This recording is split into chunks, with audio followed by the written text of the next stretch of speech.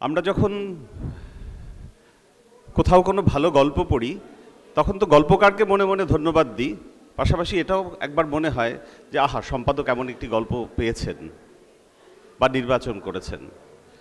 একটি গল্প পড়ে যখন আশাহত হই তখন লেখকের প্রতিও আশাহত হই, সম্পাদকের প্রতিও কিন্তু আশাহত হই। একটি ভালো বই হাতে পেলে লেখকের কথা যেমন মনে হয়, সম্পাদকের কথাও সেভাবে মনে হয়। ভালো এবং কম ভালো বা না ভালো, আমরা এরকম একটা বিষয়কে কথা বলার অনুষ্ঠানে রাখার চেষ্টা করেছি। এটা আমরা আলোচনা করেই করেছি যে এরকম বিষয় নিয়ে একটা সামগ্রিক আলোচনা হলে কেমন হয় সকলের জন্য। আমাদের পরের যে অনুষ্ঠান, সে অনুষ্ঠানটি এইরকমই। সম্পাদক এবং প্রকাশক পাঠক রুচি তুষ্ট করেন না পুষ্ট করেন? সম্পাদক এবং প্রকাশক পাঠক রুচি তুষ্ট করেন না পুষ্ট করেন? এই বিষয়ে সঞ্চালনা করবেন দীর্ঘদিনের সম্পাদক, গল্পকার, ঔপন্যাসিক জয়ন্ত দে। সঙ্গে থাকবেন অপু দে, শৈলেন সরকার, রাজিকা মজুমদার, সুবর্ণ বসু এবং বাপ্পাদিত্য রায় বিশ্বাস। পাঠক রুচি তুষ্ট করেন না পুষ্ট করেন? এই তুষ্ট আর পুষ্টটা খুব জটিল সম্পর্ক আর কি। এবং সম্পাদক এবং তার সঙ্গে প্রকাশক দুটো মানে কখনো কখনো এরা একই শ্রেণী। সম্পাদক এবং প্রকাশক কখনো কখনো আলাদা হয়ে যায়। কিভাবে আলাদা হয় বা কিভাবে এক হয় সেটা পরে বলা যাবে।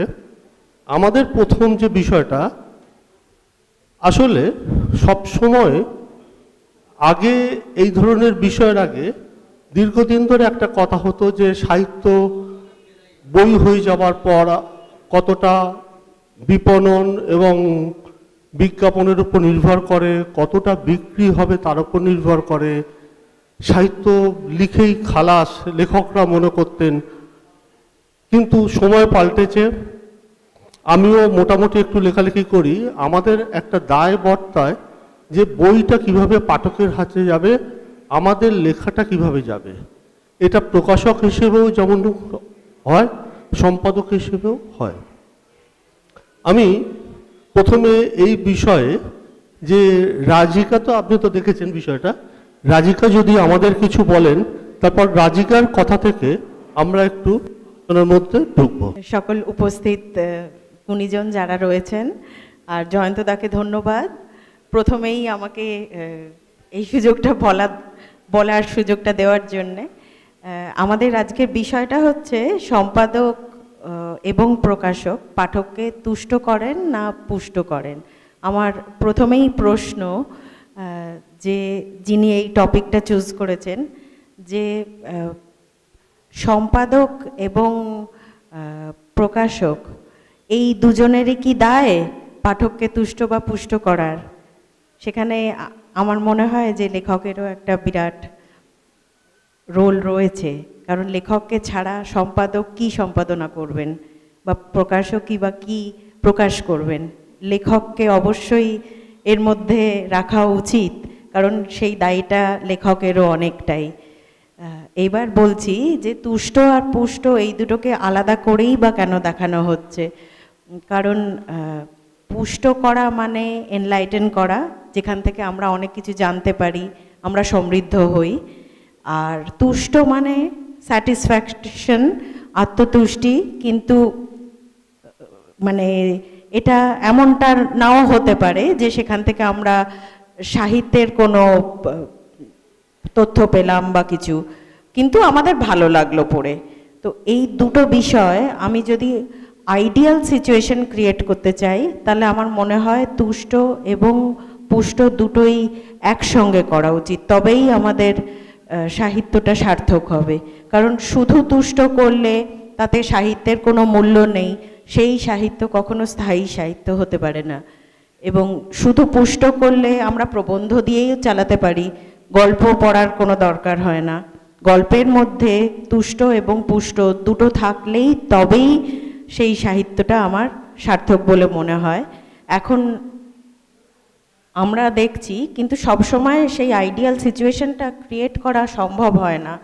কারণ এখন একটা ট্রেন্ড যেটা আমরা দেখতে পাচ্ছি, পাঠকরা খুব মানে সারা বিশ্বের পাঠক, আমি শুধু বাংলার পাঠক বলছি না, সকলে একটা হরর, ভূত, থ্রিলার, ক্রাইম, ডার্ক জরে এই বিষয়গুলোতে পাঠক বেশি ইন্টারেস্টেড হচ্ছেন। কিন্তু এটা একটা সাময়িক থ্রিল, একটা সাময়িক কিক পাবার জন্যে, কিন্তু এইগুলো স্থায়ী সাহিত্য নয়। কোনো অপ্রাকৃতিক, কোনো সুপার ন্যাচারাল বা প্যারানর্মাল গল্পর ভিত্তিতে তারা ইন্টারেস্টটা গ্রো করছেন। সেখানে কল্পনাতীত গল্প সবসময় যে খুব সাহিত্যের মাত্রা বাড়িয়ে দিচ্ছে তা নয়, কিন্তু পাঠকের সাময়িক ভালো লাগছে, কিন্তু এইগুলো স্থায়ী সাহিত্য নয়। রবীন্দ্রনাথ ঠাকুরের মণিহারা আমরা জানি, সেটাও কিন্তু একটা ভৌতিক গল্প, মানে একটা সুপার ন্যাচারাল একটা থিম রয়েছে, কিন্তু সেইটা কিন্তু ক্লাসিক হয়ে আছে, আমরা কিন্তু এখনও সেটা ভুলিনি। কিন্তু এখনকার যে সাহিত্যটা হচ্ছে, এই দিকে পাঠক বেশি মনোনিবেশ করছে, তারা তুষ্ট হচ্ছেন কিন্তু পুষ্ট হচ্ছেন না। তো সেটাই আমার বক্তব্য যে সম্পাদক, প্রকাশক এবং লেখক তিনজনেরই দায় কিন্তু আইডিয়ালি পাঠককে স্যাটিসফাই করা এবং এনলাইটেন করা, তবেই সেটা সার্থক সাহিত্য হলো। এটা আমার মনে হয়েছে। ধন্যবাদ। আচ্ছা, ও রাজিকা কিন্তু একটা বল মানে লেখকদের দিকে ঠেলে দিল। এবার ভাই, আমি তো লেখক, লিখে আসি, আমি তো বলবো তোমার টেবিলে আমি লেখা দেবো, তুমি লেখাটা ফেলে দেবে। প্রকাশকের কাছে পাণ্ডুলিপি দেবো, প্রকাশক পাণ্ডুলিপি দেখবে না, পুষ্টটা কোথা থেকে হব আমরা? তো তোমরা যদি পথ না দেখাও, লেখকরা মানে অধম, লেখকরা তো সবচেয়ে বেশি অধম, তারা সম্পাদকের টেবিলে দেয়, সম্পাদকের রাইট থাকে সেই লেখাটা ছাপবে কি ছাপবে না, প্রকাশকের কাছে দিই, প্রকাশক ঠিক করে আমার লেখাটা ছাপবে কি ছাপবে না। মানে লেখকের না এই জায়গায় দায় নেই। লেখক তোমরা যে তালে বাজাও, সত্যি কথা বলতে আমরা লেখকরা প্রায় সেই তালে বাজি। কোনো কোনো সময় আমরা আমাদের মধ্যে কিছু লেখক তারা অন্যভাবে ভাবতে পারে। আমি এরপরে একজন সম্পাদককে ধরলাম, এইবার আমি একজন প্রকাশককেই ধরব। অপু প্রকাশক মানে শুভঙ্কর দে, এখানে শুভঙ্কর দে দেখে নিই, অপু লিখেছে, অপু বলেই সবাই চেনে।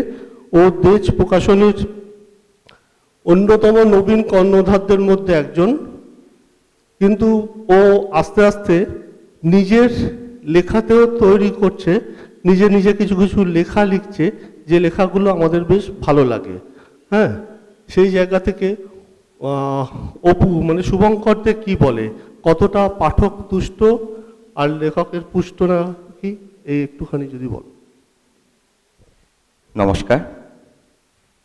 আসলে প্রকাশক কি করবেন না করবেন সেটা পরের ব্যাপার। একটা ছোট্ট গল্প বলি, গল্প নয়, এটা সত্যি ঘটনা। এটা আমার প্রফুল্ল রায়ের কাছ থেকে শোনা একটি গল্প। প্রফুল্ল রায় একটি ধারাবাহিক লেখা লিখছেন, লেখাটির নাম হচ্ছে চরিত্র। ওনার প্রথম থ্রিলার লেখা, সেই লেখাটি ধারাবাহিকভাবে বেরিয়েছে এবং লেখাটি প্রেমেন্দ্র মিত্র পড়েছেন। পড়ার পরে প্রফুল্ল রায়কে ফোন করেছেন, ফোন করে বললেন, এই যে চরিত্র বলে যে লেখাটি লিখছো, এটি কি প্রফুল্ল রায়, এ কি তুমি? তো উনি উত্তর দিয়েছেন, হ্যাঁ আমি। তুমি শেষে থ্রিলার লিখছো বলে ফোনটা রেখে দিয়েছেন। প্রফুল্ল রায়ের মনে খুব মানে একটা দ্বন্দ্বের মধ্যে ছিলেন, সেরকমভাবে আর কিছু লিখতে পারছেন না। তো আমাকে গল্পটা বলছেন যে তারপর মাস 2-2.5 পরে আমি একটি লেখা লিখলাম, সেই লেখাটি এক্ষণে ছাপা হলো, লেখাটির নাম হচ্ছে রামচরিত্র। তো রামচরিত্র প্রকাশের পরে বহুজন তাকে ফোন করে জানিয়েছেন, অসাধারণ লেখা, এরকম লেখা আগে পড়িনি, বিশেষ করে এই বিহারের পটভূমিতে লেখা এই উপন্যাস। কিন্তু উনি একটি ফোনের অপেক্ষায় বেশ কিছুদিন কাটিয়ে দিয়েছেন, সেটি হচ্ছে প্রেমেন্দ্র মিত্র। কিন্তু তার আর ফোন আসে না। প্রায় মাস দেড়েক পরে, ওই প্রকাশিত হওয়ার মাস দেড়েক পরে প্রেমেন্দ্র মিত্র ফোন করেছেন যে এই রামচরিত্র যে লিখেছ এই প্রফুল্ল রায়, এ কি তুমি? তো উনি বলেছেন যে হ্যাঁ আমি। তাহলে যে রামচরিত্র লেখে সে কেন চরিত্র লিখবে? তখন উনি বলেছেন তাহলে যে তেলেনাপোতা আবিষ্কার লেখেন তিনি কেন পরাশর লিখবেন? আসলে পাঠক, উনি কিন্তু এই প্রেমেন্দ্র মিত্র কিন্তু তখন পাঠক হিসেবে তাকে প্রশ্নটা করছেন, তাকে জিজ্ঞাসা করছেন। তিনি পাঠকের দৃষ্টিভঙ্গি থেকে ওই লেখাগুলো পড়েছেন। তো এখন বিষয়টা হচ্ছে যে পাঠক কোনটা নিয়ে পুষ্ট হবেন আর কোনটা নিয়ে তুষ্ট হবেন এটা সম্পূর্ণ পাঠকের। পাঠক কোনটা পড়তে ভালোবাসেন, তিনি চরিত্রটা তুলে নেবেন নাকি রামচরিত্রটা তুলে নেবেন, এটা সম্পূর্ণ তার বিষয়। কিন্তু লেখক, আমার মনে হয় যে লেখক তখন প্রেমেন্দ্র মিত্র একটি উত্তর দিয়েছিলেন যে আসলে আমরা তো মুষ্টিমেয় কয়েকজন লেখক, আমাদের এইগুলোও লিখতে হয় পাশাপাশি, না হলে আমাদের রুটি রুজি চলবে না। তো বিষয়টা হচ্ছে যে কোনটা পাঠক নেবেন, আর প্রকাশকেরও যে পাশাপাশি তিনি যখন পরাশরটাও ছাপছেন পাশাপাশি রামচরিত্রটাও ছাপছেন। সুতরাং দুরকম না করলে প্রকাশকেরও চলবে না। প্রকাশকের বাইন্ডিং খানা আছে, প্রকাশকের ছাপাখানা আছে, তার অজস্র কর্মী আছে, তাদের দেখতে গেলেও পাশাপাশি আমাকে পরাশরটাও ছাপতে হবে, এটুকুই। দেখুন, ও কিন্তু আরেকজনের দিকে, পাঠকের দিকে বল ঠেলে দিল। রাজিকা ঠেলেছিল লেখকদের দিকে, ও পাঠকদের দিকে বল ঠেলেছিল। আর তার সঙ্গে লেখকদের দিকেও ঠেলেছিল সেই প্রেমেন্দ্র মিত্রের বিখ্যাত কথা, বাবা বাংলা লেখকদের পেনের কালি শুকোয় না। আমি এই গল্পটা প্রফুল্লদার কাছ থেকে শুনেছি। পেনের কালি শুকোয় না, আবার একটা নতুন লেখা লিখতে শুরু করতে হয়, আমরা কি করব, মানে উনিও স্বীকার করেছিলেন। কিন্তু যাদের ঠিক এরকম নয়, মানে অনেকটা চাপ থাকে না, যেমন শৈলেন সরকার, উনি একটা প্রকাশনা সংস্থার সঙ্গে জড়িত এবং প্রকাশনা সম্পাদনার সঙ্গেও জড়িত। শৈলেনদা খুবই সিনিয়র লেখক এবং সম্পাদক হিসেবে তার ভাবনা, তার কাজ আমি খুব মানে শ্রদ্ধার জায়গা থেকে দেখি। শৈলেনদা কি ভাবছেন যখন এই রকম কোনো দায় না থাকে? তাহলে আজকে এই যে প্রকাশক এবং সম্পাদকের তুষ্ট না পুষ্ট করার ব্যাপারটা একটা, এই নিয়ে আমাদের আলোচনা আর কি।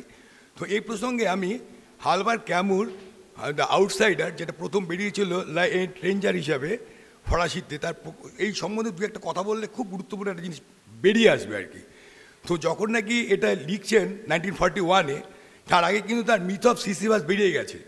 কিন্তু তার প্রকাশক, কিন্তু ফরাসি ভাষার যে প্রকাশক, তিনি কিন্তু প্রথমে পড়তে দিলেন এটা আদ্রে মলরোকে। মলরো বললেন যে এখানে আরবের মৃত্যু এবং আরও কিছু ন্যারেটিভ আছে যেগুলি খুব দুর্বল এবং রিপিটেশন আছে, এগুলি চেঞ্জ করতে হবে। মলরো চেঞ্জ করলেন, কামু মেনে নিলেন পুরোটাই। এবার যে মূল প্রকাশক, তিনি তার নিজস্ব দুই এডিটারকে দিলেন, হ্যাঁ আপনার কুইনি এবং প্যামফ্রন, এরা দুইজন তাদের মতন করে ফের এডিট করলেন। কামুকে কিন্তু এটা মেনে নিতে হলো, এই এডিটিংটা কিন্তু কামুকে মেনে নিতে হলো। এরপর 1942-তে বেরোলো যে দ্য স্ট্রেঞ্জার, সেটা ইংরাজিতে আমরা স্টুয়ার্ট গিলবার্টের অনুবাদে আউটসাইডার হিসেবে পড়ছি, সেটা কারণটা আলাদা। তাহলে আমরা দেখতে পাচ্ছি এখানে যে প্রকাশক, সম্পাদক এবং লেখক, এই তিনজনের পেশাদারি একটা সততা এবং বোঝাবুঝির মাধ্যমে কিন্তু একটা বই বেরিয়ে আসে। এটা আমরা দেখতে পাবো ডাবলিনার্সের ক্ষেত্রেও, যখন উনি 15টা গল্প নিয়ে আপনার ওনার যে প্রকাশক, প্রথম প্রকাশক ছিলেন, মানে যার হাতে দিলেন ফ্রেড রিচার্ডস। ফ্রেড রিচার্ডসের যে সম্পাদক, তিনি বললেন টু গ্যালেন্টস গল্পটাই বাদ দিতে হবে পুরোপুরি। ডাবলিনার্সের লেখক এটা কিন্তু মেনে নিলেন না, মেনে না নিয়ে একের পর এক প্রকাশকের কাছে যেতে শুরু করলেন। 1905 সাল থেকে 14 সালের মধ্যে 18 বার তার লেখা রিজেক্ট হয়েছে, এবং রিজেক্ট হওয়ার পর একটা লেখক তো তার কাছে টাকা চেয়ে বই পুড়িয়েই ফেলেছিলেন। একটা প্রিন্ট কোনো মতো উদ্ধার করে আবার সেই ফ্রেড রিচার্ডস তার কাছে আসলেন, বললেন যে ঠিক আছে, আমি তোমার কথাটা মেনে নিলাম, টু গ্যালেন্টস গল্পটা আমি রাখবো। তাহলে এখানেও দেখুন একই ব্যাপারটা আছে, এবং দুটোই কিন্তু তাদের প্রথম লেখা।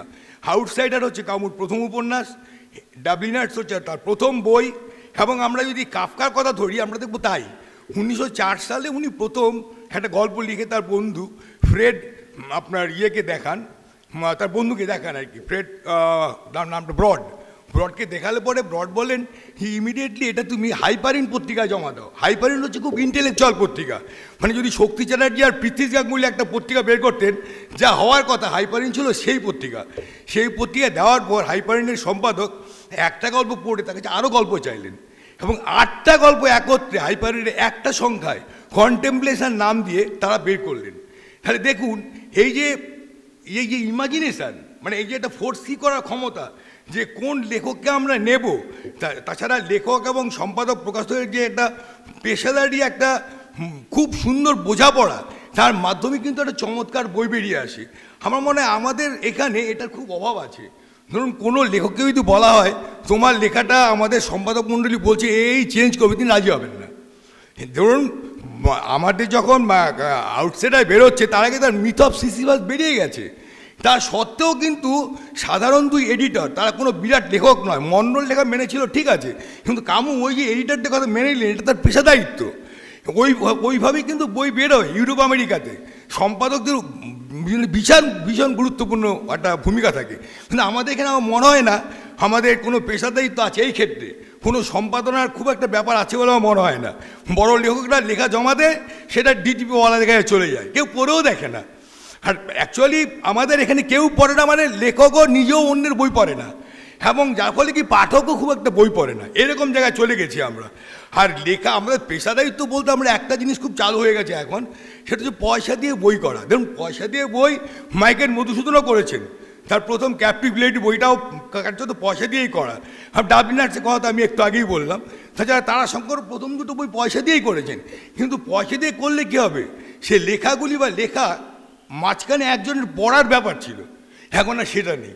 সে রাজনৈতিক নেতা হোক, মন্ত্রী হোক, যার প্রমোটার হোক, যে হোক, একটা পয়সা দিলেই হলো, সেই লেখাই ছেপে চলে যাচ্ছে। এতে কী হচ্ছে, একজন সত্যিকারের লেখকের সঙ্গে এই অলেখকরা জুড়ে যাচ্ছে। আর সবচেয়ে মারাত্মক ক্ষতি হচ্ছে আরেকটা জায়গায়, সেটা হচ্ছে এই যে রাজনৈতিক ক্ষমতা সম্পন্ন লোকদের লেখা বা মন্ত্রীদের লেখা যখন সরকারি বাধ্যতামূলক পারচেসে স্কুল বা লাইব্রেরিগুলিতে চলে যাচ্ছে, সেখানে ছোটো ছোটো বাচ্চারা, আমরা এখানে আমাদের ছোটোবেলায় রবীন্দ্রনাথ, নজরুল ইসলাম কি ভূপেন রায় চৌধুরী, সুকুমার রায় পড়ে বড় হয়েছি, ওরা পুরো অলেখকদের লেখা পড়ে বড় হয়ে যাচ্ছে, যা বলে সাহিত্য থেকে দূরে সরে যাচ্ছে। এটা একটা পার্মানেন্ট ক্ষতি। এই ব্যাপারটা কিন্তু প্রকাশকদের খেয়াল রাখতে হবে, যে অন্তত কিছুদিন যাতে বাচ্চাদের হাতে লেখাগুলি না যায়। লিখুক ঠিক আছে, আমরা ব্যবসায়িকভাবে এটা আমরা তুষ্ট হচ্ছি, কিন্তু বাচ্চাও তো অপুষ্টিতে ভুগছে গোড়া থেকেই। এই ব্যাপারটা আমার খুব ভাবার ব্যাপার প্রকাশকদের। আমি এটা বলি, শেষ করছি। হ্যাঁ, আমরা এরপর জানতে চাইব বাপ্পাদিত্যর কাছ থেকে। আমি সরাসরি টপিকে চলে যাচ্ছি, বিষয়ে চলে যাচ্ছি। একটি বই যখন বানানো হয়, তার প্রচ্ছদ থেকে শুরু করে, তার বাঁধাই থেকে শুরু করে, তার পেছনে যখন মুদ্রিত মূল্যটা দেওয়া হয়, তখন সে বই একটি পণ্য হয়ে ওঠে। এটা অস্বীকার করার কোনো জায়গা নেই। এবং মার্কেটিংয়ের তত্ত্ব অনুযায়ী একটি পণ্য সেটি বাজারে আসে সেগমেন্টিং, টার্গেটিং, পজিশনিং মেনে। সেগমেন্টিং ব্যাপারটা কি? যদি আমি বয়স অনুসারে বলি যে আমাদের যারা পাঠক আছেন তাদেরকে কিভাবে সেগমেন্টিং করব, তার প্রধানতম একটা ব্যাপার হচ্ছে আমরা বয়স অনুসারে সেগমেন্টিং করতে পারি। শিশু সাহিত্য, কিশোর সাহিত্য, আর প্রাপ্তবয়স্ক পাঠকের জন্য সাহিত্য। এবার এছাড়াও বিষয়ভিত্তিক সেগমেন্টিংও করা যায়, কবিতা, প্রবন্ধ, গল্প, উপন্যাস। যারা বড় বড় প্রকাশনা সংস্থা, পাবলিকেশন হাউস, তারা সাধারণত এই সবকটা সেগমেন্টেই কাজ করেন।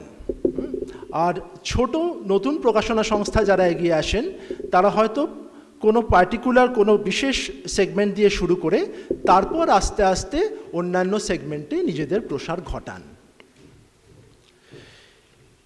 এবার যেটা আমাদের বুঝতে হবে যে একটি প্রকাশনা সংস্থা যখন বইটি করছেন সেটার থেকে মুনাফা অর্জনের জন্য করছেন। এই মুনাফা অর্জন ছাড়াও তাদের আরেকটা উদ্দেশ্য থাকে, সেটা হচ্ছে পাঠককে নতুন সাহিত্যের সঙ্গে পরিচয় করিয়ে দেওয়া, নতুন লেখার রীতি, নতুন লেখার পদ্ধতির সঙ্গে পরিচয় করিয়ে দেওয়া। এবার প্রকাশক ও সম্পাদক পাঠককে তুষ্ট নয় পুষ্ট করে। এই বিষয়ে কথা বলতে গেলে আমাকে বলতে হয় যে দুটোর একটাও মিউচুয়ালি এক্সক্লুসিভ নয়। আমরা একটু স্মৃতির সরণি বেয়ে যাই, ধরুন আমাদের ছোটবেলায় যাই, কিভাবে আমাদের রুচিটা গড়ে উঠেছিল। আমরা যখন ছোটবেলায় উপহার পেতাম আমাদের নানান আত্মীয় স্বজনের থেকে, জন্মদিনে বন্ধু বান্ধবদের থেকে, তখন যেটা ঘটতো, তখন আমাদের হাতে যে বইগুলো আসতো, আমার মনে পড়ছে ধরুন শীর্ষেন্দু মুখোপাধ্যায়, সুনীল গঙ্গোপাধ্যায়, শৈলেন ঘোষ, ষষ্ঠীপদ চট্টোপাধ্যায়, সঞ্জীব চট্টোপাধ্যায়, সমস্ত লেখকদের বই কিন্তু আমাদের কাছে আসতো। আর আমরা যদি সেই সময়ের যে পুজো সংখ্যাগুলো বেরোতো সেগুলোর দিকে একটু নজর দিই, তাহলে দেখব যে এই যে আজকাল গোয়েন্দা এবং ভূতের গল্পের প্রতি রাজিকাদি যেটা বললেন যে একটা প্রবণতা এসেছে, সেটা আজ নতুন প্রবণতা নয়, তখনও ছিল। গোয়েন্দা গল্পের মধ্যে আমরা পেয়েছি সত্যজিৎ রায়ের থেকে ফেলুদা, সুনীল গঙ্গোপাধ্যায়ের থেকে কাকাবাবু, সমরেশ মজুমদারের থেকে অর্জুন, বিমল করের থেকে কিকিরা, সমরেশ বসু থেকে খুদে গোয়েন্দা গোগল, ষষ্ঠীপদ চট্টোপাধ্যায় থেকে পাণ্ডব গোয়েন্দা। এর মধ্যে লক্ষণীয় এটা যে ফেলুদা যে গল্পে সত্যজিৎ রায় কিন্তু কোনো নারী চরিত্রের সঙ্গে কিশোর বা বালক পাঠককে পরিচয় করাননি, অথচ সুনীল গঙ্গোপাধ্যায়ের কাকাবাবুই বলুন, ষষ্ঠীপদ চট্টোপাধ্যায়ের পাণ্ডব গোয়েন্দাই বলুন, সেখানে আমরা দেখছি যে সন্তুর সঙ্গে হয়তো একটি কিশোর বয়সী একটি কিশোরীর পরিচয় ঘটছে, হ্যাঁ, তাকে উদ্ধার করছে। বা পাণ্ডব গোয়েন্দায় বাবলুর সঙ্গে দেখছি যে তারা যখন বাবলু, বিলু, ভম্বল, বাচ্চু, বিচ্ছু কোনো একটা সমাধান করতে যাচ্ছে, হ্যাঁ, তখন সেখানে অনিবার্যভাবে একটি কিশোরী মেয়ে এসে পড়ছে, হ্যাঁ, যাকে উদ্ধার করা হচ্ছে কোনো একটা বিপদ থেকে।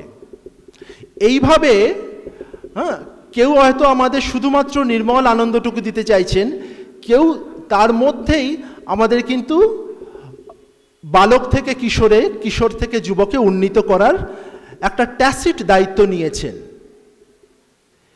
এটা কিন্তু আমরা সেই সময়ের গোয়েন্দা কাহিনীর মধ্যেও পাচ্ছি। পাশাপাশি পাচ্ছি আমরা শৈলেন ঘোষকে, পাশাপাশি পাচ্ছি আমরা সঞ্জীব চট্টোপাধ্যায়কে, যেখানে মানুষের যে সুকুমার প্রবৃত্তিগুলো সেগুলোর উদ্ভাস আমরা দেখছি শিউলি, ইতি পলাশ, ইতি তোমার মা, মিতুল নামে পুতুলটি, এই সমস্ত গল্পে। এবং সঙ্গে সঙ্গে থাকছে ইতিহাসের সঙ্গে একটা যোগ। আমাদের বেড়াতে যাওয়াও সেই সময় কিশোর মনের বেড়াতে যাওয়াটাও ঘটে যাচ্ছে ফেলুদার সঙ্গে নানান অ্যাডভেঞ্চারে। এবং আসছে কমিক্সের দুনিয়াও। নীরেন্দ্রনাথ চক্রবর্তীর অনুবাদে আমরা পাচ্ছি টিনটিন, টিনটিনের সঙ্গে আমরা ঘুরে বেড়াচ্ছি সারা পৃথিবী জুড়ে। এই যে কিশোর মনের রুচিটা আস্তে আস্তে গড়ে দেওয়া, এই গোয়েন্দা গল্পর মধ্যে দিয়েই আমরা আস্তে আস্তে যখন পৌঁছে যাচ্ছি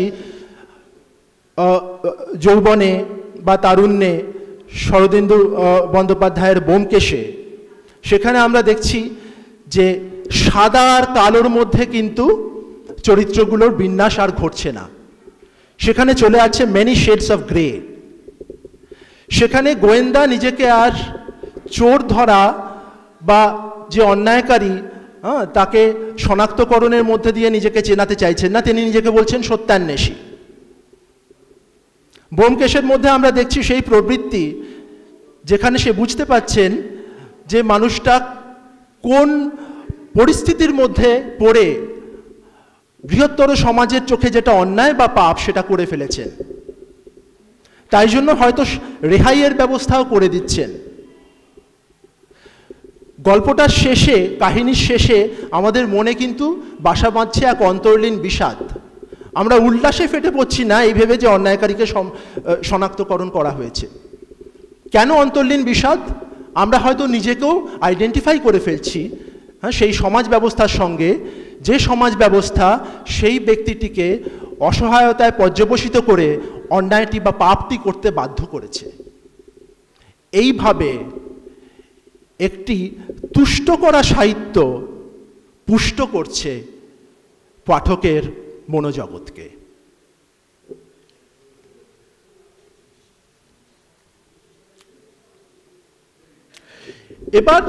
এবার আসি সেই পর্যায়ে যখন এই সময়টায় যে সময়টার কথা বললাম, সেই সময়টায় আমাদের পাঠক যে অভ্যাসটা, পাঠাভ্যাসটা, সেটা নিয়ন্ত্রিত হয় আমাদের পরিবার পরিজনের দ্বারা বা আমাদের যারা গাইডেন্স দেন, আমাদের শিক্ষক, আমাদের মাস্টারমশাই, তাদের দ্বারা। একটা পর্যায়ের পরে কিন্তু সেই গাইডেন্সটা সরে গিয়ে আমাদের নিজেদেরই বেছে নিতে হয় কি বিষয়ে কি ধরনের সাহিত্য আমরা পড়ব। সেইখানে এসে যায় প্রকাশকের ভূমিকা, সেইখানে এসে যায় সম্পাদকের ভূমিকা। এবার এটা আমি বলতে বাধ্য হচ্ছি, সম্পাদক বা প্রকাশক, just like a cricket captain is as good as his team. যে ট্রেতে যে ধরনের লেখা, যে ধরনের লেখককে ওনারা পাচ্ছেন, ওনাদের কিন্তু সেখান থেকেই বেছে নিতে হবে। এবার কোনো একটা পরিবর্তিত সমাজ ব্যবস্থায় যদি এরকম হয় যে লেখকরা আর সে পরিমাণ মনোযোগ দিতে পারছেন না বা সে ধরনের লেখক উঠে আসছেন না, তাহলে যে জিনিসটা ওনারা পাচ্ছেন সেটা দিয়েই কাজ চালিয়ে নিতে হয়। এর সঙ্গে যোগ হচ্ছে আমাদের দৈনন্দিন ব্যবস্থার নিরন্তর কমপ্লেক্সিটি, যাকে বলে জটিলতা।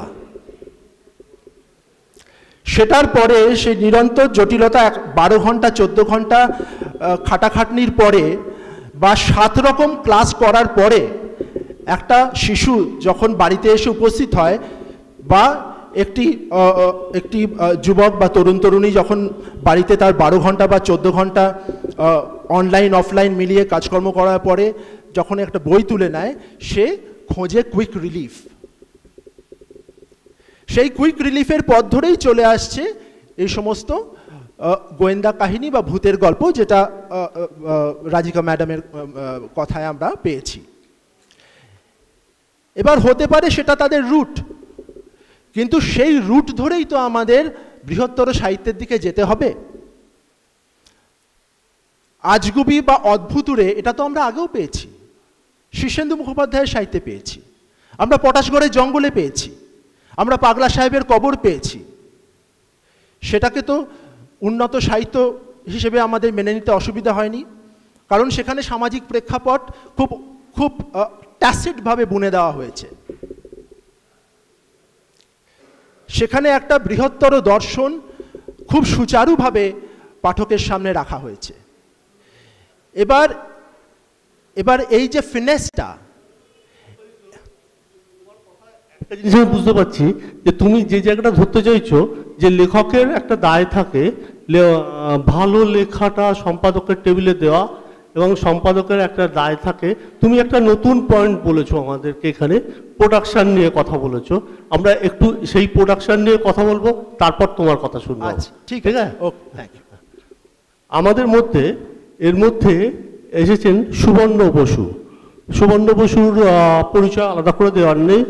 সুবর্ণ বসুকে মানে আমি লেখক গোত্রেই ফেলবো, আর পেশাগতভাবে ওকে সম্পাদনার কাজ কিছু করতে হয়। এবার আমি সুবর্ণকে বলবো, সুবর্ণ, সম্পাদক এবং প্রকাশক পাঠক রুচি তুষ্ট করেন না পুষ্ট করেন? এবার আপনাকে মানে সম্পাদকের জায়গা থেকেই আলোচনা করার জায়গাটা রাখি। প্রকাশক তো নন, হ্যাঁ, এই জায়গা থেকে যদি একটু আমাদের বলেন। হ্যাঁ, আমি জয়ন্তবাবু আমাকে যে কথাটা বললেন তার উত্তরে এক কথায় আমি বলতে পারি, সম্পাদক পাঠকের রুচিকে পুষ্টও করেন, তুষ্টও করেন। কারণ কোনো একটা কাজ করলে তো সম্পাদকের চলবে না বা পাঠকদেরও সেটা পছন্দ হবে না। এমন কোনো মা বাবা কি আছেন যারা তাদের ছেলে মেয়েদের শুধু এগরোল ফিশ ফ্রাই খাওয়ান অথবা শুধু নিম পাতার রস হেলেঞ্চা শাক এইসব খাওয়ান? অথচ দুটোই তো দরকার, দুটোর মধ্যে সামঞ্জস্য রাখা তো অবশ্যই দরকার। আরও একটা দিক থেকে আমি বলবো, সম্পাদক তুষ্টও করেন, পুষ্টও করেন। কাকে তুষ্ট করেন? প্রত্যেক সম্পাদকের একটা পাঠক সত্তা আছে, তাকে তুষ্ট করার চেষ্টা করেন, আর লেখাটাকে পুষ্ট করার চেষ্টা করেন। কারণ যিনি লিখেছেন তিনি একজন ব্যক্তি মানুষ, আর সম্পাদক আর একজন। যিনি লিখেছেন তিনি তার কাছে তার লেখাটা সবচেয়ে ভালো বলে মনে হয়েছে, তারপর তিনি সম্পাদকের দপ্তরে জমা দিয়েছেন। কিন্তু সম্পাদক আরেকজন আলাদা মানুষ, তার মনে হয়েছে, তার মনে হতেই পারে যে লেখাটায় কিছু সংশোধনের জায়গা আছে, কিছু ত্রুটি বিচ্যুতির জায়গা আছে, যেগুলো কোনো কোনো ক্ষেত্রে তিনিই সংশোধন করে দিতে পারেন। অথবা যদি মনে হয় তিনি লেখককে বলবেন যে এই জায়গাগুলো আরেকটু ভেবে দেখুন, এই জায়গাগুলো আরেকটু বদল করবার প্রয়োজন আছে। সুতরাং আমি সবসময় মনে করি যে লেখক এবং সম্পাদক দুজনের মধ্যে একটা কথা বলার জায়গা থাকা উচিত। একটা লেখা যদি সন্তান হয় তাহলে লেখক সেই সন্তানের অভিভাবক, আর সম্পাদক হচ্ছেন স্কুলের টিচার। একটি ছেলে বা একটি মেয়ে কেমনভাবে বেড়ে উঠবে এবং সে আলটিমেটলি কেমন হবে, এতে দুজনেরই একটা মন্তব্য বিনিময়ের বা মতামত আদান প্রদানের জায়গা অবশ্যই থাকা উচিত। কোনো গার্জিয়ান চাইলেন তার সন্তান কবি হোক, কিন্তু স্কুল টিচার তাকে রকেট সায়েন্টিস্ট হিসেবে পড়াশুনো করাতে আরম্ভ করে দিলেন, তাহলে সমস্যাটা বেড়ে যাবে, কোনোটাই হবে না। সুতরাং একটা লেখা তৈরি হবার জন্যে সম্পাদক এবং লেখকের মত বিনিময়ের একটা বিশেষ জায়গা থাকা খুব প্রয়োজন। আমি আমার ব্যক্তিগত অভিজ্ঞতা থেকে বলি, আমাদের সম্পাদনার দুটো দিক আছে। এক, সম্পাদনার কাজটা না একদম মানে প্রুফিং থেকে শুরু হয় বলে আমাদের শেখানো হয়েছে। মানে লেখাটার পাংচুয়েশন থেকে আমাদের ধরতে হয়। একটা ঘরকে ইন্টেরিয়ার ডিজাইনিং করতে দেওয়া হয়েছে, গিয়ে দেখা গেল ঘরটা ভালো করে ঝাঁটি দেওয়া হয়নি, তখন সম্পাদককে সেইখান থেকে শুরু করতে হয়। সেটা আমাদের বলা হয়েছে, সেটা আমাদের শেখানো হয়েছে, আমরা সেভাবেই কাজ করি। তা সুতরাং সম্পাদকের কাজটা অনেকটা বিস্তৃত। আর যেটা কথা সেটা হচ্ছে, এমন অনেক সময় হতেই পারে যে সম্পাদকের পছন্দ যে লেখাটা ছাপা হলো সেটা পাঠকদের অতটা পছন্দ হলো না। আমি দীর্ঘ 1.5 দশক এই কাজটার সঙ্গে যুক্ত থেকে ভালো খারাপ সম্বন্ধে একটা নির্বিকারত্ব অর্জন করতে পেরেছি। কারণ আমি দেখতে পেয়েছি যে লেখা সবার ভালো লাগে সে লেখাও কারো কারো খারাপ লাগে, যে লেখা সবার খারাপ লাগে সে লেখাও কারো কারো ভালো লাগে। এইটাই সত্যি, এ তো অঙ্ক নয় যে 2 আর 2 সবসময় 4ই হবে। সুতরাং এটা হচ্ছে মানে একেবারেই সাবজেক্টিভ। সেটা 10-এ কখনো 10 বা 0 হবে না, কেউ 7 দেবেন, কেউ 8 দেবেন, কেউ 5 দেবেন, এরকম তো হতেই পারে। আর সম্পাদনার কাজটা না খুব ব্যক্তি সাপেক্ষ। যেমন সম্পাদনার কাজটা আমরা দৈনন্দিন জীবনে দেখতে পাই না, যিনি আমাদের চুল দাড়ি কাটেন তিনিও সম্পাদক। একজন মানুষ মনে করলেন তার চেহারায় সুন্দর ট্রিম করা দাড়ি থাকবে, তিনি রাখলেন, সেটাও সম্পাদনা। কেউ মনে করলেন দাড়ি গোঁফ সব কামিয়ে তিনি ক্লিন শেভেন হবেন, সেটাও সম্পাদনা। সবটাই। সুতরাং যেহেতু সম্পাদনা জিনিসটা সম্পাদক থেকে সম্পাদকের উপরে নির্ভর করে এবং তার ধরন বদলায়, সুতরাং সেই হিসেবে একটা লেখারও এদিক ওদিক হয়। প্রথম কথা দুটো, 1 নম্বর হচ্ছে আমার ক্ষেত্রে যেটা আমি বলতে পারি, জয়ন্তবাবু যেটা বললেন সেটা হচ্ছে আমি লেখকও এবং সম্পাদকও দুটোই। আমি সম্পাদনা করছি বেশি দিন, লেখালেখির চেষ্টা করছি ততদিন নয়। সুতরাং আমার মধ্যে না এই ক্ষেত্রে একটা, যে নিয়ে অনেক গল্প হয়েছে, অনেক সিনেমা হয়েছে, আপনারা শব্দটার সঙ্গে খুব পরিচিত, ডিআইডি, ডিসোসিয়েটিভ আইডেন্টিটি ডিসঅর্ডার আমার মধ্যে চলে। লেখক হিসেবে মনে হয় এই জায়গাটা আমি খুব ভালো লিখেছি, এটা আমি রাখবো, কিন্তু সম্পাদক সত্তা বলে এতটা পাঠক পড়বে না। তোমার মনের কথা এতটা পড়ার দায় পাঠকের নেই। এখন ওটিটির যুগে পাঠকদের স্প্যান অফ কনসেন্ট্রেশন ভীষণ কম। এই নিয়ে আমাদের কিছু সার্ভের মধ্যে দিয়ে যেতে হয়, আমরা রিডার্স মিট করি, আমরা জানি। যেখানেই একজন লেখক ঘটনাক্রম থেকে একটু সরে গিয়ে নিজস্ব সলিলকি ঢুকিয়ে দিচ্ছেন, সেখানেই পাঠকের ধৈর্যচ্যুতি ঘটছে। এবার কথা হচ্ছে সেই লেখকের নিজস্ব কথা বুনে দেবার মুন্সিয়ানা কেমন? সেই লেখকের কলমে কি সেই জোর আছে যে তিনি বলতে পারবেন আমি যেভাবে গ্যাটিস দেবো তাই পাঠক পড়বে এবং সম্পাদক বুঝবেন যে এটা কাটার মতো নয়? সেরকম লেখক কিন্তু আমরা খুব বেশি পাই না। সুতরাং এই দ্বন্দ্বটা থাকেই। আর লেখালেখির ক্ষেত্রে আমি যেরকমভাবে অনুভব করেছি যে লেখালেখির ক্ষেত্রে নিজস্ব ভাবনা চিন্তার কথা অনেকটা চলে আসে, যেটা আমি আমার লেখাগুলো যে কারণে জমা দেওয়ার আগে নিজে একবার পড়ি, নিজে একবার কাটি। আমার এমন কোনো লেখা নেই যেটা একবার লেখা হওয়ার পরে আরও 2-3 হাজার শব্দ কেটে ফেলতে হয়নি। এটা হয়েছে, এটা হয়, কারো হয়তো আরও বেশি হয়, কারো হয়তো হয় না। তা সুতরাং সেই জন্য আমি বলবো যে সম্পাদক এবং প্রকাশকের দিক থেকে একটা লেখাকে খুব নিরপেক্ষভাবে, নির্মোহভাবে সংশোধন করবার এবং সেটাকে আরও একটু ভালো করবার চেষ্টা করতে হয়। আমাদের পড়তে হয়, আমাদের জানতে হয়। আমাদের সংস্থার একজন কিংবদন্তি সম্বন্ধে, তার নাম সাগরময় ঘোষ, তিনি একটা কথাই বলতেন যে সম্পাদক হিসেবে আমি তো স্টেজ ভাড়া দেব, নাচবে তো অন্য লোক। এখন ব্যাপারটা ততটা সিম্পল হয়তো নেই, কেননা সম্পাদকেরও ভূমিকা আছে একটা লেখার গুণমান নির্ধারণ করবার জন্যে বা লেখাটাকে কিছু বদল করবার দরকার হচ্ছে কিনা সেটা দেখবার জন্যে। সুতরাং আমি এইভাবেই বলবো যে একজন সম্পাদকের ভূমিকা আছে, কিন্তু একটা সম্পাদক কিন্তু একটা লেখাকে আমূল বদলে ফেলতে পারেন না। যেমন লেখা আসে তার মধ্যে থেকেই তাকে ভালো খারাপ বেছে নিতে হয়, এবং তুষ্ট করা বা পুষ্ট করার কোনোটারই দায় সম্পাদকের নেই। আবার দুটোই আছে। পাঠকের স্পন্দন একজন সম্পাদককে বুঝতে হয়। এখন সমাজ মাধ্যম খুললেই বারবার চোখে পড়ে এত ভূত তন্ত্রমন্ত্র অলৌকিক হচ্ছে কেন? হচ্ছে পাঠক যদি পড়ে তাহলে অসুবিধে কোথায়? পাঠককে তার রুচি মতো তার পড়ার জিনিস বেছে নিতে দেওয়া হোক। কোনো মরাল পুলিশিং সাহিত্যের জায়গায় কাম্য নয়। অলৌকিক তন্ত্রমন্ত্র নিয়ে যাদের লেখা আমি ভীষণ ভালোবাসি, তাদের মধ্যে 3 জনের নাম আমি করতে পারি। তারা 3 জন অসাধারণ লেখক, এবং তাদের তো তন্ত্রমন্ত্র নিয়ে লেখায় কোনো আপত্তি ছিল না, পাঠকও পড়েছেন। তারা হলেন বিভূতিভূষণ বন্দ্যোপাধ্যায়, গজেন্দ্র কুমার মিত্র আর শরদিন্দু বন্দ্যোপাধ্যায়। এদের লেখা নিয়ে যদি আপত্তি না থাকে, এখনকার লেখকদের নিয়ে এত জাজমেন্টাল হবেন না, একটু সময়ের হাতে ছেড়ে দিন। যেটা থাকবার সেটা থাকবে, যেটা থাকবে না সেটা আপনাকে আর ভবিষ্যতে বিরক্তও করবে না। এতখানি সমস্যা তৈরি করবেন না। যা লেখা হচ্ছে হতে দিন, পাঠক পড়লে, পাঠক অ্যাকসেপ্ট করলে নিশ্চয়ই থাকবে। সম্পাদকের কাজ হলো যে লেখা আসছে তার মধ্যে থেকে বেছে পাঠকের হাতে তুলে দেওয়া। পাঠককে পুষ্ট করার এবং তুষ্ট করার দুটোই একজন সম্পাদকের সাবকনশাসে হয়তো কাজ করে, কেননা আলটিমেটলি এটা পাঠকদেরই দুনিয়া। কেননা আমি বিশ্বাস করি একজন লেখক লিখে পাঠকদের ধন্য করছেন না।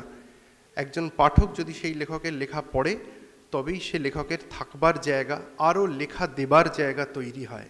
সুতরাং পাঠককে তার পছন্দের জিনিসটা সরবরাহ করার জায়গাটা একেবারে ফেলে দিলে চলবে না। এবার ব্যাপারটা হচ্ছে যে তার কারণ হচ্ছে একটাই, যদি পাঠক নাই পড়ে, কিছু নাই পড়ে, তাহলে তো আর সাহিত্যের জায়গাটাই থাকবে না। সুতরাং পাঠককে তুষ্ট করা বা আরও টেকনিক্যাল টার্মে পপুলিস্ট লিটারেচারের জায়গা সবসময় ছিল এবং থাকবেও, ওটাকে বাদ দিলে হবে না। পাঠককে যদি আমি বলি যে আমার পাঠককে তুষ্ট বা পুষ্ট কোনোটাই করার দায় নেই, আমার যা মনে হবে আমি তাই ছাপবো, তাহলে হয়তো আমি পাঠককে শেষমেশ রুষ্টই করে ফেলবো, আমার কাজের কাজ কিছু হবে না। আপাতত এইটুকুই। ধন্যবাদ। সুবর্ণ, আর একটা কথা, আমরা অনেকেই বলছি লেখক, পাঠক, প্রকাশক, সম্পাদক, এটা কথা বলছি, কিন্তু আমরা যেটা খুব চোখ বন্ধ করে এড়িয়ে যাচ্ছি সেটা হচ্ছে আর একজন আছে, সেটা আপনারা কেউ দেখতে পান না, যারা এ ধরনের কাজ করে তারা জানে। সেটা পেছনে একটা করে মালিক থাকে, তাদের হাউস থাকে এবং কিছু মাতব্বর চামচা থাকে। মানে তারাও কিন্তু ঠিক করে দেয় যে সম্পাদকের ওপর, সম্পাদক হচ্ছে মানে শুধুমাত্র সম্পাদক, অনেক সময় অনেক কিছুর কাছে মাথা নত করে কাজ করতে হয়। মানে এটা হচ্ছে বাস্তব। যারা বাস্তব, যেমন একজন প্রকাশককে হয়তো সে ভালো বই ছাপতে চাইছে, কিন্তু তার পাঠক, তার বিক্রি, তার অপু যেটা বলছিল যে আমার এত বাইন্ডার্স, তাদের সবার এত কর্মচারী, তাদের রুটি রুজির কথা ভেবে আমাকে অন্যরকম বইও ছাপতে হয়। তেমন মালিকরা যখন কথা বলে বা হাউস যখন কথা বলে, তাদের যে সার্ভে রিপোর্ট আসে, তখন কিন্তু সম্পাদকের নিজের পছন্দ অনেক সময় ঘেটে যায়। আমি রাজিকাকে একটা কথা জিজ্ঞাসা করি, আচ্ছা রাজিকা, তোমার সামনে যদি কিছু লেখক বসে থাকে, হ্যাঁ, তুমি তাদের কেমন লিখতে, মানে কি ধরনের লেখার কথা বলবে যে লেখাটা তুমি ছাপতে পারবে? আমি জয়ন্তদার কথায় বলছি। প্রথমে আমাকে প্রকাশক হিসেবে, যেহেতু আমি সম্পাদকের থেকে আগে একজন প্রকাশক হিসেবে আমাকে দেখতে হবে, আমার কমার্শিয়াল দিকটা একটু চিন্তা করতে হবে যে কোন লেখাটা এখনকার পাঠক পছন্দ করছে, সেই অনুযায়ী আমি লেখাটা বাছবো।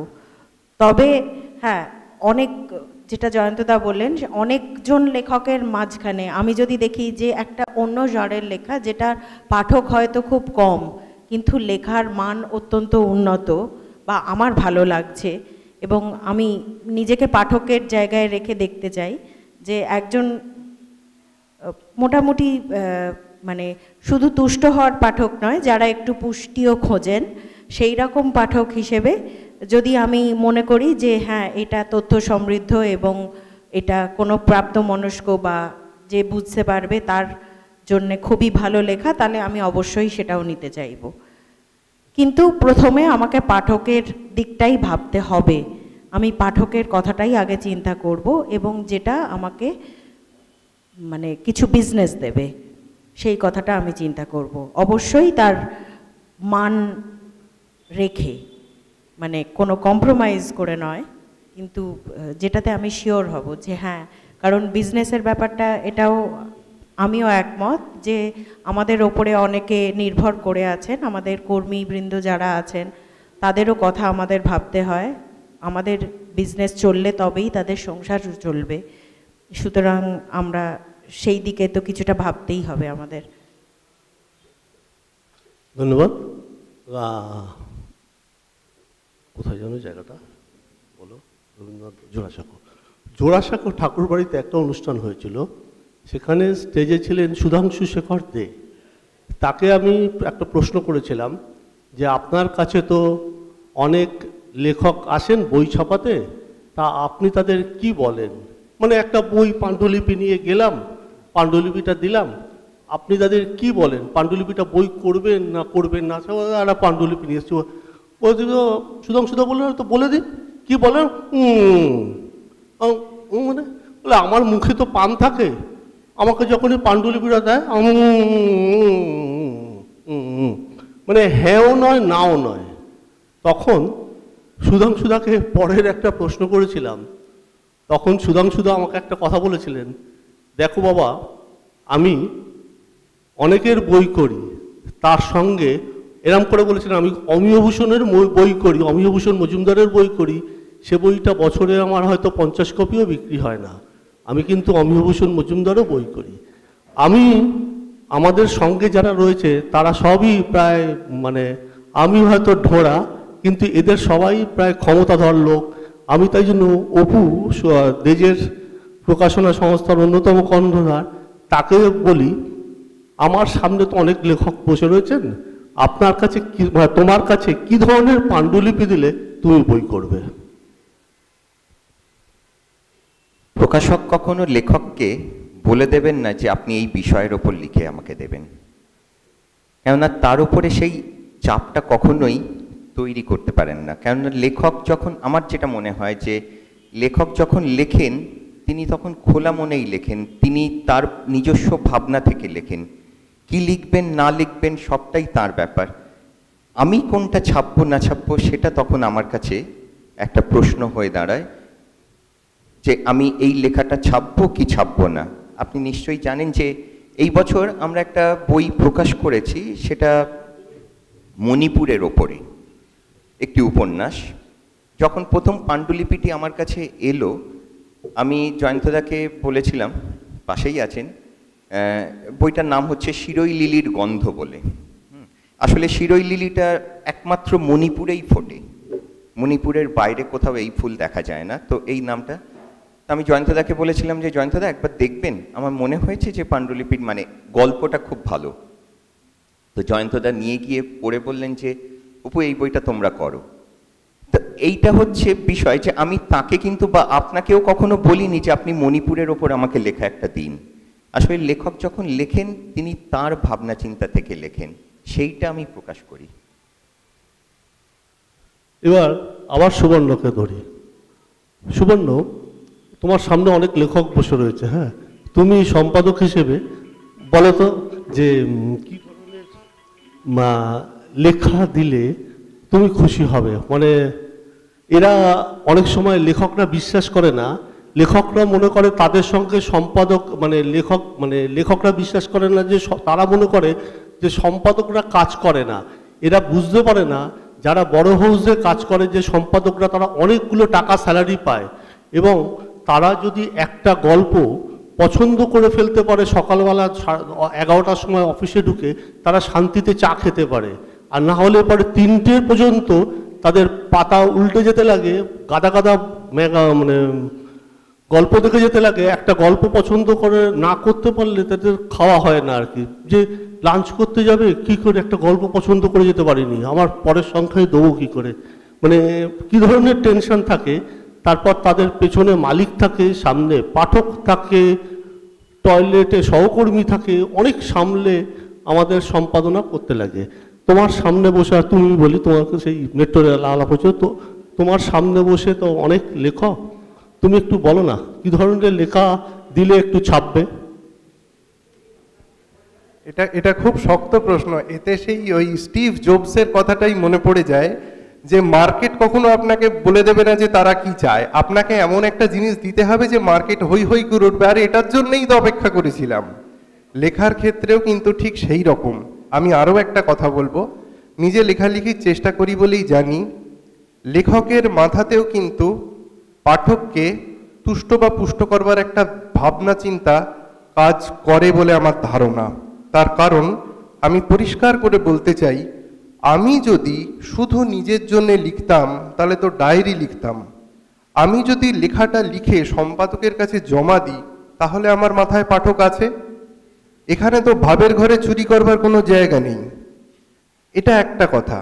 2 নম্বর কথা হচ্ছে, আমি যে হাউসে কাজ করি সেখানে একটা নিয়ম আছে, নির্বাচকরা গল্প দেখেন, সিলেক্টরস প্যানেল বলে একটা জিনিস আছে, তারা গল্প দেখে পাঠান। এবার একটা গল্প তাদের পছন্দ অপছন্দ হবার উপরে নির্ভর করছে সেই গল্পটা ছাপা হবে কিনা। আমি কিন্তু আমার সঙ্গে যে সমস্ত লেখকদের ব্যক্তিগত কথোপকথন হয় তাদের সবাইকে আমি যেটা ব্যক্তিগতভাবে বলি, আজকে খোলা মঞ্চে দাঁড়িয়ে সেই কথাটা বলছি, যে একটা লেখা একটা হাউসে মনোনীত হলো না অমনোনীত হলো তাতে কিন্তু কিছু এসে যায় না। একটা গল্প একবার পড়ে একজনের ভালো লাগেনি তাতে সত্যিই কিছু এসে যায় না। আপনারা লেখাটা সম্বন্ধে হতাশ হবেন না। লেখাটা লেখাই, আপনি একটা লেখা লিখেছেন, আপনার একটা গল্প হয়ে রইল, আপনার একটা উপন্যাস হয়ে রইল, সেটা কোথাও মনোনীত হয়নি, অন্য কোথাও হবে, সেটা নিয়ে এত চিন্তার কিছু নেই। আর কীরকম লেখা হলে ভালো হয় আমরা কিন্তু এইটা একদমই বলে দিতে পারি না। তার কারণ হচ্ছে, যদি আমরা বলে দিই বা এরকম কোনো সম্পাদকই বলবে না যে দেখুন আমাদের হাউসের বইপত্র বা ম্যাগাজিনসগুলো দেখুন, যেরকম লেখা হয় ওই রকম লেখা পাঠাবেন, এটা কেউ বলতে পারে? তাহলে তো আমি নিজে হাতে করে আমি এক্সপেরিমেন্টেশনের জায়গাটা নষ্ট করে দিলাম। আমি নিজে আমার পত্রিকাকে একটা বদ্ধ জলা করে ফেলছি, যেখানে আর অন্য কোনো নতুন স্রোত আসবেই না। সুতরাং আমরা এরকমও বলতে পারি না। একটা জিনিস শুধু মাথায় রাখতে হবে, একটা ভালো লেখা যেটা নির্বাচকদের ভালো লাগবে, নির্বাচকও একজন মানুষ, সম্পাদকও একজন মানুষ, নির্বাচক পছন্দ করুক বা সম্পাদক পছন্দ করুক, সেটা নিয়ে তো লেখকের মাথা ব্যথা থাকা উচিত নয়। সুতরাং আমি বলছি লেখা পছন্দ হলে খুব ভালো, আর পছন্দ না হলেও একদম হতাশার কিছু নেই। আমি যখন আরও ছোট ছিলাম, লেখালেখি শুরু করেছিলাম, তখন নিজের কনফিডেন্স বুস্ট আপ করার জন্যে যখন লেখাপত্র ফেরত আসতো, নিজেকেই নিজে সান্ত্বনা দিতাম, তোমার লেখা নিয়ে তো মাথা খারাপ করার কিছু নেই, যারা নিল না তাদের কপাল খারাপ। সুতরাং এইরকম একটা মনোভাব সমস্ত লেখকদের রাখতে হবে। আরও একটা কথা, যদি লেখা ভালো হয়, এবার ভালো মানে কি ভালো? লেখকের কাছে তো সব লেখাই ভালো, সম্পাদকের কাছে কয়েকটা লেখা ভালো, পাঠকদের কাছে আবার তার মধ্যে থেকে কয়েকটা লেখা হয়তো ভালো। সুতরাং ভালোর তো কোনো সংজ্ঞা নেই। ওই যে বললাম, আমরা তো কেউ অঙ্ক করি না যে 2 আর 2 4 হবে। সুতরাং এই ভালো, আপেক্ষিক ভালো, যথাসাধ্য ভালো, এই ভালোটার পেছনে আমাদের দৌড়তে হয়, সেটাই আমাদের লেখাকর্ম, এটাই আমাদের খুঁজতে হয়, সেটাই আমাদের সম্পাদনা। সুতরাং ওই রকম কোনো প্যারামিটার বা মাপকাঠি আমি দিতে পারবো না, কেউ দিতে পারবেন বলেও আমার মনে হয় না। ধন্যবাদ। এবার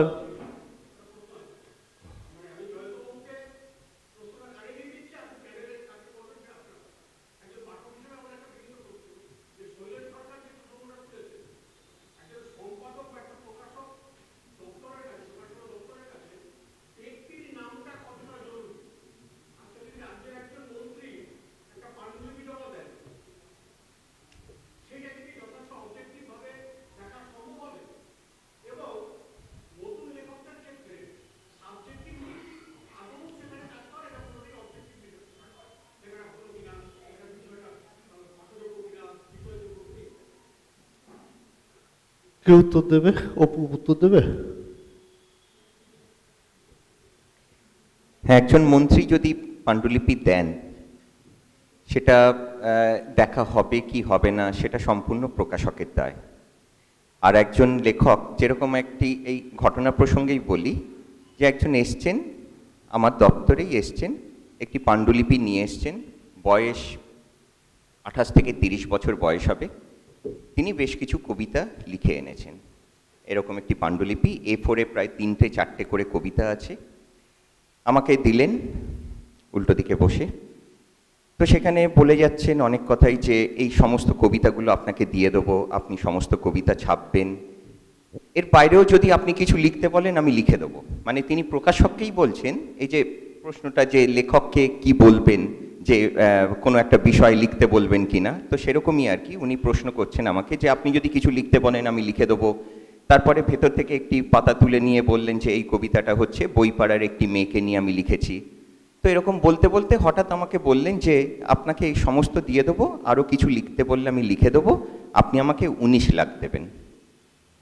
আমি প্রথমে বুঝতে পারিনি যে মানে উনি কি বললেন আর কি। তো আমি আবার তাকে জিজ্ঞাসা করেছিলাম যে আপনি কি বললেন?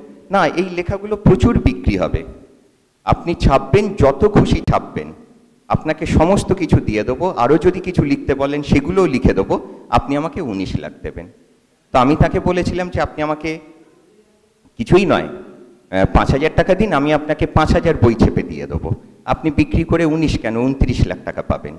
হ্যাঁ, তো এইটা হচ্ছে বিষয়, যে আমাদের কাছে যারা আসছেন বা দিচ্ছেন তাদের পাণ্ডুলিপিটা কিভাবে দেখবেন বা কিভাবে করবেন, সেটা সম্পূর্ণ প্রকাশক এবং সম্পাদক তাদের দায়িত্ব, সেটা মন্ত্রী হোক আর সেটা যেই হোক। আমি একটা শৈলেন্দাকে একটা 2 মিনিটের প্রশ্ন করি। শৈলেন্দা লেখক এবং সম্পাদনার সঙ্গে জড়িত, কিন্তু শৈলেন্দার সবচেয়ে বড় মানে আমার কাছে একটা বড় পরিচয়, শৈলেন্দা অসাধারণ একজন পাঠক। শৈলেন্দা, আপনি এখানে প্রচুর লেখক বসে আছে, তো বলুন তো কী ধরনের লেখা আপনি পড়তে চান? কথাটা হচ্ছে, একজন লেখক নিজের অনুভূতিতেই উনি লিখবেন। হ্যাঁ, একজন সম্পাদক যেহেতু মানুষ, সুতরাং সম্পাদকও কিন্তু নিজের ভালো লাগার মতন করেই ওটার বিচার করবেন। একটু আগে আমরা যখন বলছিলাম ডাবলিনার্স 15টা প্রকাশনী সংস্থা 18 বার রিজেক্ট করেছে জেমস জয়েসের প্রথম বই। তাহলে একটা জিনিস লক্ষ্য করার মতন বিষয়, জেমস জয়েস কিন্তু এটা মেনে নিয়েছিলেন যে 15টা পাবলিশিং হাউস 18 বার তার লেখা রিজেক্ট করেছে। সুতরাং আমি সমস্ত লেখকদেরই একটা কথা বলি, বা আমার যারা চেনা পরিচয় মনে থাকে, যে একজন লেখকের যদি নিজের উপর আস্থা বা বিশ্বাস থাকে, তাতে 10 জন প্রকাশক হাউস যদি সেটা রিজেক্টও করে, তাও তার বিশ্বাসটা নষ্ট হওয়া উচিত নয়। কারণ তার নিজের উপর বিশ্বাস থাকলে সে একবার দাঁড়াবেই, এ বিষয়ে কোনো সন্দেহই নেই। কারণ যে সম্পাদক শুধু পাঠক একজন, তার উপর নানা প্রভাব থাকে। একটু আগেও বললাম মালিক, পাবলিশিং আর হাউসের তোর মালিক থাকে, কেউ তো ইনভেস্ট করছে, তারও তো কিছু মানে ব্যবসায়িক দৃষ্টিভঙ্গি থেকে তাকে ভাবতেই হবে। এটা আমরা যাই বল আর তাই বলি, মানে ব্যবসাটা যদি না থাকে, উত্তম কুমারের মৃত্যুর পর বাংলা ফিল্ম ইন্ডাস্ট্রির ব্যবসাটাই নষ্ট হয়ে গেল। তো প্রসেনজিৎ যদি না দাঁড়াতো, তাহলে তো ব্যবসাটাই নষ্ট হয়ে যেত। ওই সিনেমাতে আমরা পরবর্তীকালে ঋতুপর্ণ ঘোষকেও পেতাম না, কাউকে পেতাম না। সেরকম মালিকের ব্যবসার ব্যাপারটা, সেটা প্রকাশককেও মাথায় রাখতে হয়, সম্পাদককেও মাথায় রাখতে হয়। এটা আমি, কিন্তু একজন লেখকের কখনোই নিজের উপর আস্থাটা নষ্ট হওয়া উচিত নয়। শুধু মনে রাখবেন, যদি মনে রাখেন তারা, যে পৃথিবীতে প্রচুর লেখক আছে যারা অজস্র বার রিজেক্ট হয়েছে। এমন লেখকও আছে যারা জীবৎকালে প্রতিষ্ঠা পাননি। আপনি তো লিখছেন নিজেকে সন্তুষ্ট করার জন্য, একজন লেখক শেষ পর্যন্ত নিজের জন্যই লেখে। মানুষ যেমনি নিজেকে সবচেয়ে ভালোবাসে, একজন লেখকও তার নিজের লেখাটাকেই সবচেয়ে বেশি ভালোবাসে। তার উপর যেন আস্থা থাকে, বিশ্বাস থাকে। দুনিয়ার লোক যদি তার রিজেক্ট করে, তাও যেন তার আস্থাটা নষ্ট না হয়, এটাই আমার কথা। আমার কিন্তু না একবার আস্থা নষ্ট হয়ে গেছিল। পত্রভারতীর বসে রয়েছি, দেখছি আমার পাশে আরেকজন লেখক প্রায় 1 ঘন্টা বসে, আমি 2টো বইও সই করতে পারিনি, আর সে প্রায় 25টা বই সই করে ফেলেছে। পরের দিন সকালবেলা আমি ত্রিদীপদাকে ফোন করেছি, ত্রিদীপদা বলেছে তোমার আজকে আবার 3:30 থেকে বসবে। আমি যাব না, আমার বই বিক্রি হয় না। ত্রিদীপদা তখন একটা কথা আমাকে বলেছিলেন যে ওর বই, মানে সেই লেখকের নাম ধরে বলেছিল, ওর বই আমি বিক্রি করছি, তোমার বই আমার মেয়ে বিক্রি করবে। এই কথাতে সত্যি সত্যি মানে একজন প্রকাশকের যে দায়িত্ব থাকে না তা নয়, কিন্তু একজন প্রকাশক কিন্তু বামাচরণ মুখোপাধ্যায়ের কথা বলতে পারি, তিনি অনেক যাদের বই বিক্রি হচ্ছে না তাদের লেখা বারবার ছাপিয়ে গেছেন। এই ত্রিদীপ চট্টোপাধ্যায়, বামাচরণ মুখোপাধ্যায় বা সুধাংশু শেখর দে, এরা কিন্তু সত্যি সত্যি নমস্য আর কি প্রকাশনা জগতের। আমি বাপ্পাদিত্যকে 1 মিনিটের একটা কথা জিজ্ঞাসা করি। বাপ্পাদিত্য, মানে আপনি যদি পড়তে চান, কি এই সময়ে দাঁড়িয়ে, এই সময়কার একজন মানুষ কি ধরনের লেখা পড়তে চান, মানে আপনার একদম ব্যক্তি মানুষের পছন্দটা কথা একটু বলুন, জাস্ট খুব সংক্ষিপ্ত। হ্যাঁ, আমি যেহেতু কবিতা লিখি এবং কবিতা পত্রিকা সম্পাদনার সঙ্গে যুক্ত আছি, তাই জন্য আমি কবিতার ক্ষেত্রেও একটুখানি বলবো, গদ্যর ক্ষেত্রেও একটুখানি বলবো। কবিতা আমি সেই ধরনের কবিতাই পড়তে চাই যেটা সহজভাবে এসে ভাষার মাধ্যমে আমার মধ্যে ধরা দেবে এবং একটা উচ্চ দর্শনের দিকে আমাকে নিয়ে যাবে, আমাকে ভাবাবে, অনেকক্ষণ সাদা পাতার দিকে তাকিয়ে থাকতে বাধ্য করবে। আর গল্পর ক্ষেত্রে আমি সেই ধরনের গল্পই পড়তে ভালোবাসবো যা ধরুন আমার মনোযোগটা আকর্ষণ করবে। সেটা যেটা বলছিলাম, ভূতের গল্পও হতে পারে, গোয়েন্দা কাহিনীও হতে পারে, কিন্তু একইভাবে আমাকে একটা উচ্চতর দর্শনের দিকে নিয়ে যাবে। যেমন ধরুন, এখানে আমরা যদি 2-1টা মানে চলচ্চিত্রের কথাও বলি, ভূতের ভবিষ্যৎ বা বল্লভপুরের রূপকথা সেরকমভাবে প্রচারিত হয়নি, কিন্তু মুখে মুখে ছড়িয়ে গিয়েছিল। কেন ছড়িয়ে গিয়েছিল? তাদের কন্টেন্টের জন্য। এইটুকুই। আচ্ছা, আমাদের শেষ খুব গুরুত্বপূর্ণ এবং মনোগ্রাহী আলোচনা আপনারা শুনলেন। সঞ্চালক জয়ন্ত দে এবং সমস্ত আলোচকদের কথামালা এবং ভাষা ও ভবিষ্যতের তরফে ধন্যবাদ।